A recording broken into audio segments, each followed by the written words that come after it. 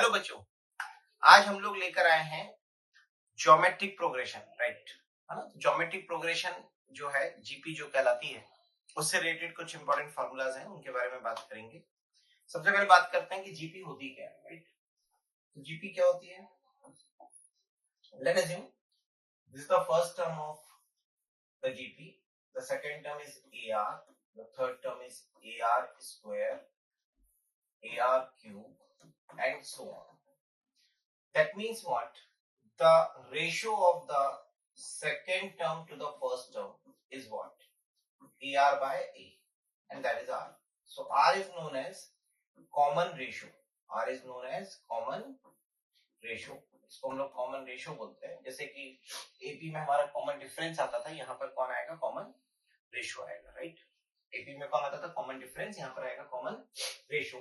अब common ratio that means what? जो consecutive terms हैं उनकी जो रेशियो होगा वो हमेशा सेम चलेगा। मतलब T2 by T1, T2 by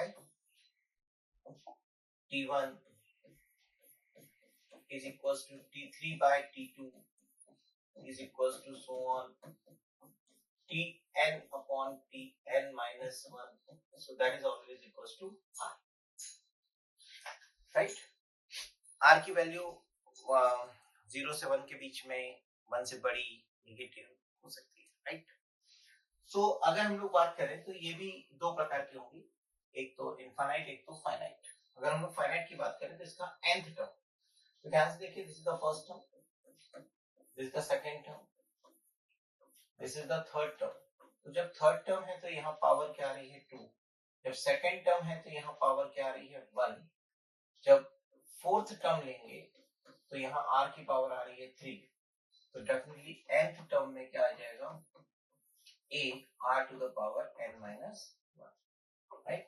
So Tn मतलब nth term of the GP is nothing but AR to the power n minus 1, where A is the first term and R is the common ratio and n is the nth number of term जो हमें find करना है, right? For example, अब इसमें भी सम का formula चलता है, सम ऑफ द सीरीज, मतलब जो हमारे जो टर्म्स दिए उनका सम क्या होगा। तो फाइनाइट सीरीज के लिए अगर हम देखें तो इसका फॉर्मूला जो है, अब यहाँ पर हमें इस बात के लिए देखना पड़ेगा कि R की वैल्यू क्या है, राइट? अभी बताता हूं मैं कैसे देखना है।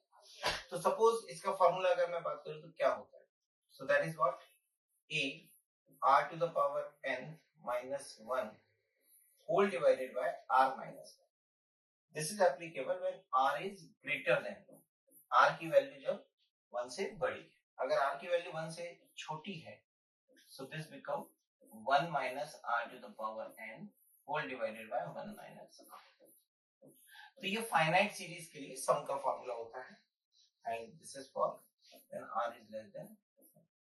नाउ अब अगर इसी में इनफाइनाइट सीरीज आ जाती है, इनफाइनाइट सीरीज का मतलब है कि ऐसे कोई एंड नहीं है उस सीरीज का। अब प्रॉब्लम ये है कि अगर ये सपोज मैं बोलूं कि 2 है ना, अब इसमें 3 का इंटू करते जाते तो 6 3 जा 18, तो ये अगर चल रही है, तो अगर ये सीरीज चल रही है तो इसके इनफाइनाइट टर्म्स तो बहुत ज्यादा जाएंगे और सम भी इनफाइनाइट हो जाएगा। तो इसका सम हम नहीं निकाल सकते। हम सम किसका निकाल सकते हैं? जब r की वैल्यू छोटी है 1 से और बड़ी है 0 से, मतलब बिटवीन 0 to 1। अब इसका रीजन क्या होता है कि जैसे जैसे r की पावर बढ़ती जाएगी, तो यू नो दैट कि जैसे मैं फॉर एग्जांपल 0.1 का होल स्क्वायर देखूं तो इट इज नथिंग बट 0.01। अब मैं 0.01 का सॉरी 0.1 का होल क्यूब देखूं, सो दैट इज 0.001, मतलब और छोटा होता जा रहा है। तो जैसे जैसे हम पावर बढ़ाते जाते हैं, किसी छोटी चीज की पावर बढ़ाते जाते हैं, वो और छोटा होता जाता है, राइट?